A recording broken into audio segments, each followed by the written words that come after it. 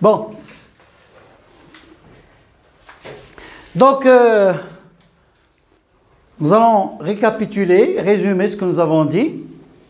La synonymie, ça désigne, il désigne deux mots qui ont le même sens. Est-ce que c'est toujours le même sens? Ou presque? Donc, presque le même sens. Donc, ils ont le même sens ou bien un sens voisin. C'est très bien. Donc, parce que synonyme, ça vient du mot syno qui veut dire sens et nime qui veut dire mot ou non. Donc, si on dit la radio annonçait les dernières nouvelles, on peut remplacer donner par annoncer ou annoncer par donner. Donc, ce sont des mots interchangeables dans une phrase. Ce sont des mots interchangeables. Ça veut dire qu'on peut remplacer par d'autres mots. Bien. Donc, comme ici le cas, la radio donnait ou bien annonçait. Et là, c'est annoncer quoi? Les dernières nouvelles ou bien les dernières informations. Donc, ce sont des mots synonymes ou bien ce sont des synonymes. Bon. Mais ce n'est pas ça le but de la leçon. C'est que nous allons voir après autour de certains mots ou certains verbes qui ont le même sens, qu'on appelle des mots passe-partout. Des mots passe-partout. Ça veut dire qu'on peut les utiliser dans n'importe quelle phrase ou bien contexte. Voilà, très bien. Donc, mais avant ça, nous allons voir les autres synonymes. Par exemple, vous m'avez donné triste avec malheureux, livre avec bouquin, examen avec contrôle, content avec joyeux, professeur ou bien maître, partir ou bien quitter, partir d'un lieu, quitter un lieu, abandonner un lieu, maigre, mince ou chétif. Donc, ce sont des... nous avons vu aussi triste, mélancolique, malheureux, donc vous avez déjà dit ici malheureux. Vous avez donné aussi joyeux, content et heureux et gai. Bien.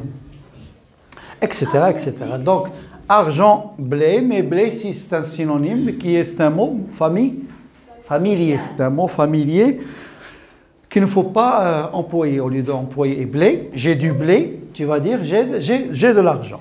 Bien. Donc, ce sont des synonymes. Nous allons voir des exemples de synonymes, des mots qui sont des mots passe-partout. Donc, je peux effacer. Vous avez déjà écrit ça.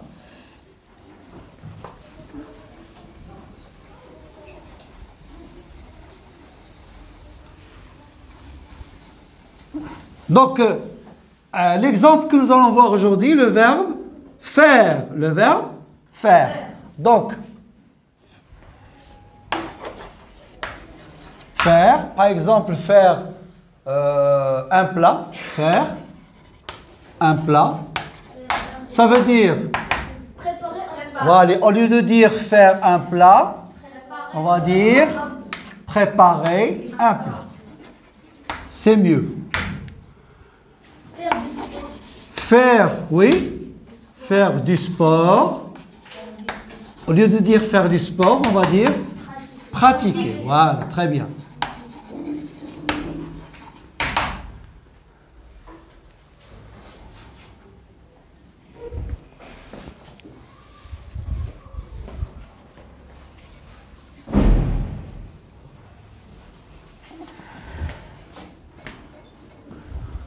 Faire du sport, pratiquer, faire une liste. Faire une liste. Voilà, très bien. Au lieu de dire faire une liste, on va dire écrire. Faire une distance. Ou bien un trajet, si vous voulez. Faire un trajet, c'est marcher ou bien parcourir.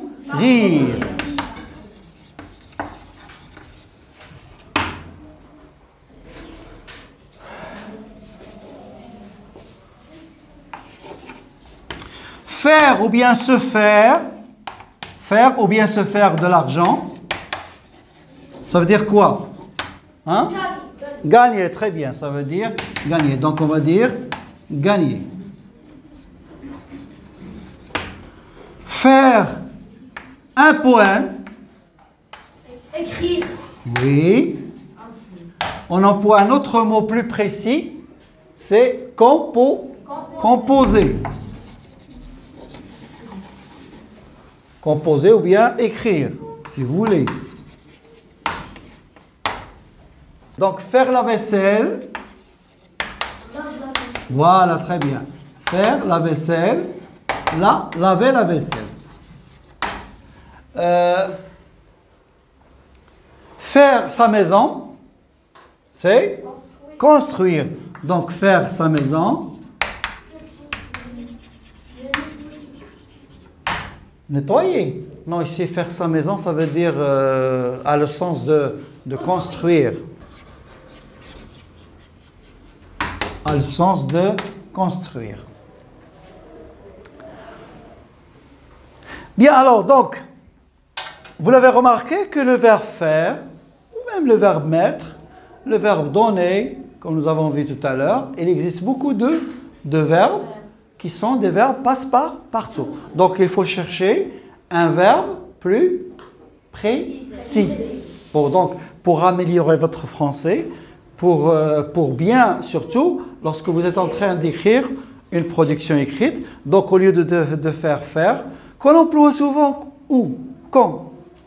À l'oral. Donc vous l'employez, vous l'utilisez souvent à l'oral. Donc à l'écrit, il vaut mieux chercher les mots qui sont plus précis et qui ont un sens exact. Comme nous avons dit tout à l'heure, que la synonymie n'est pas toujours exacte. Nous avons par exemple le verbe voir. Et il y a le verbe voir, le verbe regarder, scruter, observer, épier, apercevoir. Hein? Donc, je vais expliquer tout à l'heure. Donc, vous trouvez qu'il y a beaucoup de synonymes. Le verbe voir a beaucoup de synonymes. Mais c'est le contexte qui précise exactement le sens de verbe. Exemple, voir, voir sans précision. Je vois de la fenêtre.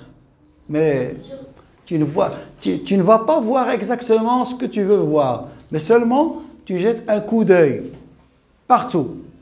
Sur les maisons, les gens, etc. Mais regarder, donc c'est voir avec précision. Regardez un film, regardez un match. Vous avez compris? Donc vous êtes concentré, vous voyez, vous regardez donc un match avec précision, avec concentration, etc. Avec attention aussi. Vous êtes attentif. Épier, c'est regarder, mais en cachette.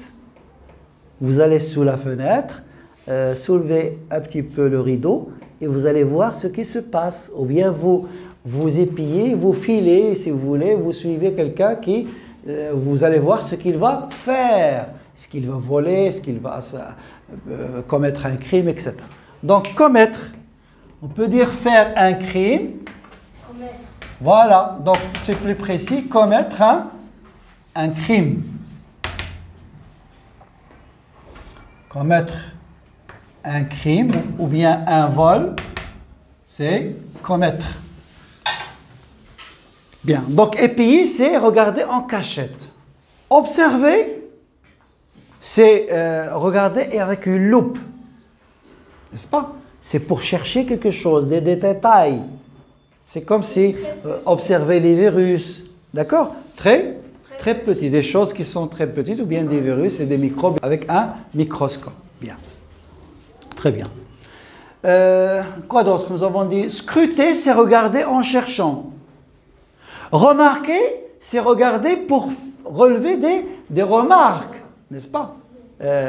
Des précisions, qu'est-ce qui différencie, les différences, hein, les couleurs, etc. Donc, vous faites des remarques, donc remarquez.